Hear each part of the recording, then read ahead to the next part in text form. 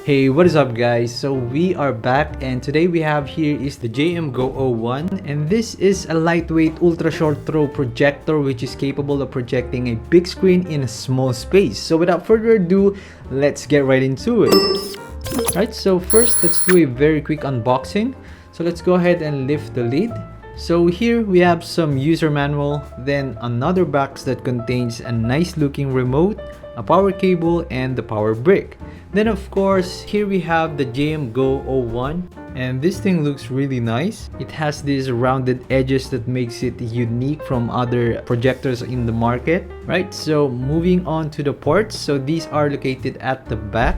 So we got here is a LAN port, SPDIF for audio, 2 USB ports, 2 HDMI ports that has an ARC support, and then lastly the power port. Then below the IOs there are some heat vents, and then another heat vents on each side of the projector that houses the 7-watt Dyna audio speakers. Then on the top is where the power button is located. It also has a ring light around it.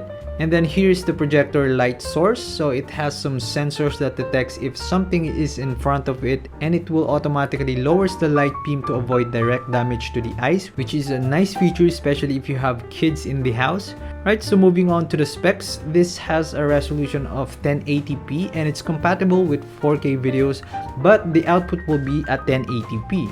It also has a contrast ratio of 5000 by 1, 0.25 by 1 throw ratio, and 120 NTSC color gamut, and it only weighs 2.3 kg. Right, so you only need to place it 9 inches away from the wall to project 80-inch screen. So this projector does not require big room, which is far better than those conventional projectors. Okay, so here is the interface, and as you see there are some pre-installed apps. So we got a smart YouTube TV, Netflix, and there is also an app store where you can download more apps, and it's pretty snappy, which is good. And by the way, this is not the final version of the OS yet, so it'll get better soon once they start rolling out the OS updates. Anyway, the OS interface is very snappy, so it's good. Also, if you want to plug in a smart TV stick, then you can do that here. By the way, I'm gonna use a Xiaomi TV stick, so let's go and see how it performs. So currently we are at 80 inches screen, which is the recommended screen size. So let's go ahead and play some videos. So this is an 800 ANSI lumens, and honestly it looks really bright and sharp, and the blacks are great. And even though it's just a 1080p, the image quality is super nice and it's really sharp. And by the way, I am really impressed with the 7-watt Dyna audio speakers, and here's some audio samples you guys can hear.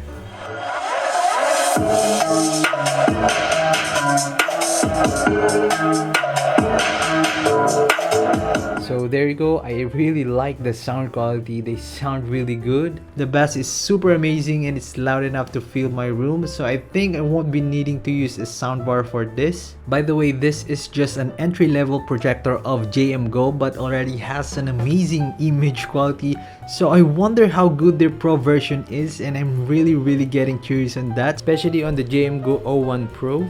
Anyway, the cooling fans on this are really silent. Honestly, I couldn't even hear it unless I go near the projector. Right, so moving on to some other cool features. The JMGO O1 has an auto keystone correction feature, which makes it easier to position the projector and get the right projection angle every time. It also has an autofocus function that guarantees the clearest picture quality, so you don't need to adjust the lens just to focus the screen. There's also a companion mode, which basically displays message dashboard, a music visualizer when you're listening to music, and some cool digital art gallery. Alright, so moving on to the settings so you guys can see. So first we have here is the Wi-Fi, LAN, and you can even use this as a hotspot. Then a Bluetooth. Then we have the source signal, which is local, HDMI 1 and 2, and HDMI CEC is also available, which is nice. Then some color range, and you can even set what source it will use when starting up, like HDMI 1 or 2. Then we have the key press sound, so you can disable that here if you want. Then you can also adjust the optical audio here, and then we have the audio mode, so you can choose either standard, music, cinema, or sports depending on what you're watching. Then we have the eye protection mode, which is a nice feature to have. Then we have brightness, so we have high brightness and balanced. You can also enable or disable the low blue light mode. And then if you don't want an auto keystone correction, you can either enable or disable it here. Or if you want, you can manually adjust the keystone here using the remote control. Then we have an intelligent image flattening. So if your wall is uneven, this feature corrects it for you. You can also adjust the digital zoom if you want. And we have the autofocus, so you can disable or enable that. And then there's an autofocus calibration. So here you can manually adjust the lens focus using the remote control. You can also select the aspect ratio. So we are using 16:9, or you can use 4:3 if you want. Then we have the projection mode. So this depends on where you will put the projector. You can either put it on the ceiling, then you can just select the front ceiling. And then on the video settings, we have the image mode. So you can basically select the desired image quality. Then image reduction, you can set it to low, medium, or high, or even turn it off. Then we have the low latency mode for gaming, and based on my experience, it works well and I really like it. Then there's a motion compensation. I just set it to high. And then HDR, but I prefer it off since it makes the video a bit darker. Then you can also set the color temperature to cold, standard, or warm, and I prefer standard.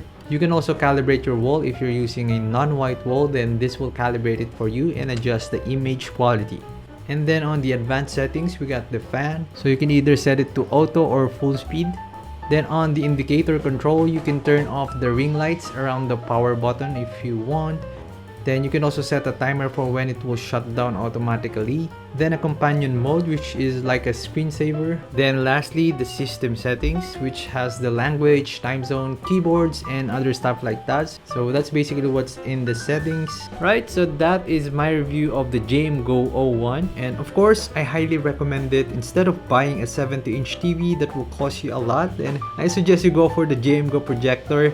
This thing is way cheaper but will give you a larger screen, and it packs with a lot of good features and awesome sounding speakers. The build quality is premium and the image or video quality is great. It's also bright and sharp even though it's just a 1080p, and I'm really wondering how good their 4K projector is, and I'm really hoping that I can try that soon. Anyway, if you guys are interested, I'll put a link in the description below so you guys can check.